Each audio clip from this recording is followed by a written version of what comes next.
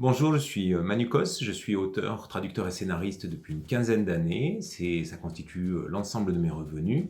Bonjour, je m'appelle Brice Cossu, je suis auteur de bande dessinée depuis 2006 et je suis entre autres le dessinateur de Frunk aux éditions Dupuis.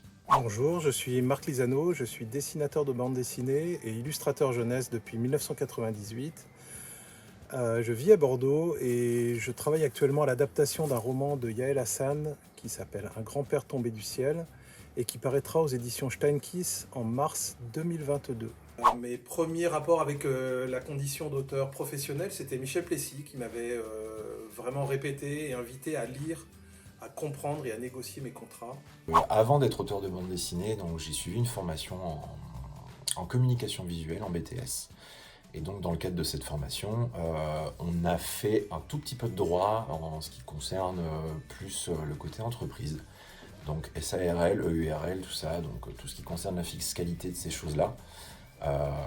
Mais en fait, entre guillemets, la fiscalité des artistes-auteurs n'est pas entrée, assez étonnamment d'ailleurs quand j'y repense, dans le cadre de cette formation-là. Donc en fait, je n'avais pas spécialement de formation là-dessus, même moi j'ignorais. J'ai suivi une formation il y a 2 ou 3 ans via Occitanie Livre et Lecture et la SGDL. Et à la suite de cette formation, je me suis documenté davantage sur les textes de loi qui me semblaient pas très clairs sur certains points.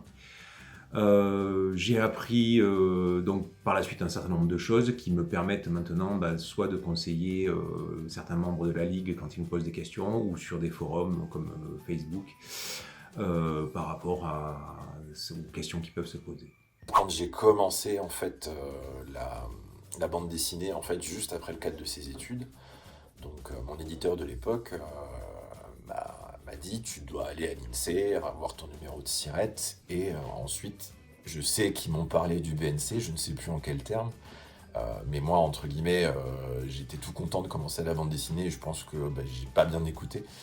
Donc en fait, moi je pense qu'à l'époque j'ai cru que le BNC était en fait le statut de l'auteur, le micro BNC vraiment, parce qu'il m'avait parlé de ça, tout à fait.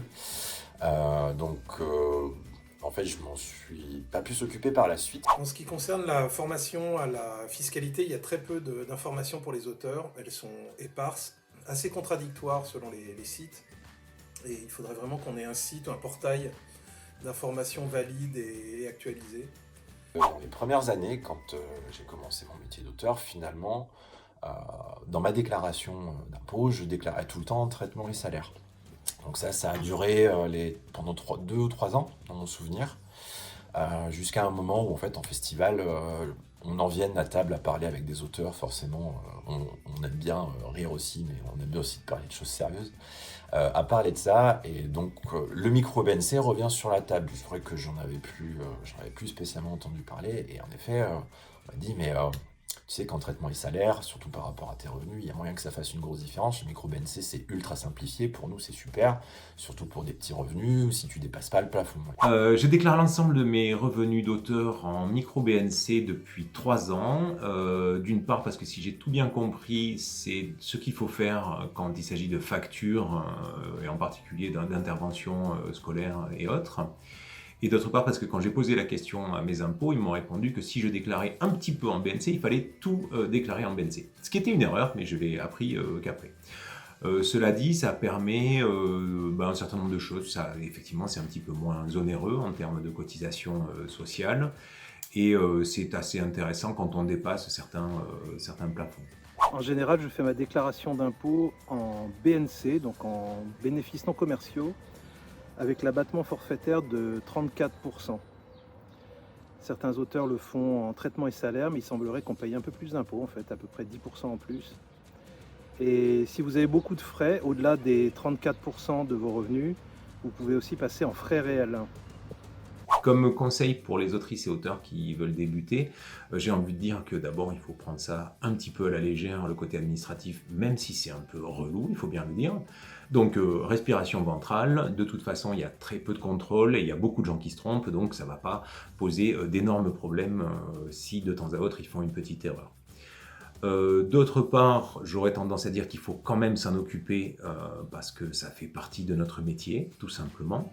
Le fin mot, c'est intéressez-vous, c'est bien d'écrire et de faire des livres, mais intéressez-vous aussi à la fiscalité, c'est important. Ça prend un peu de temps, mais au final, au moins, on est carré.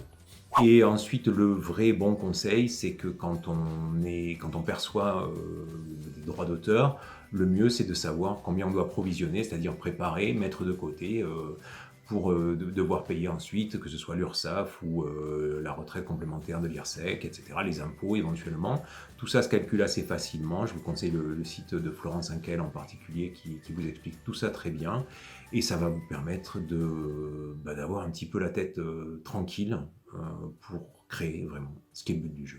Le conseil dès le départ pour les jeunes auteurs, mais pour les auteurs aguerris aussi, c'est de lire ces contrats et de faire en sorte de les comprendre. Mais c'est de s'intéresser aussi à tous les aspects de la vie administrative. C'est notre travail. Et pour cela, il faut se faire aider par les syndicats, demander, redemander, exiger l'application du rapport Racine et d'un vrai statut professionnel. Parce que nous sommes des professionnels de l'édition.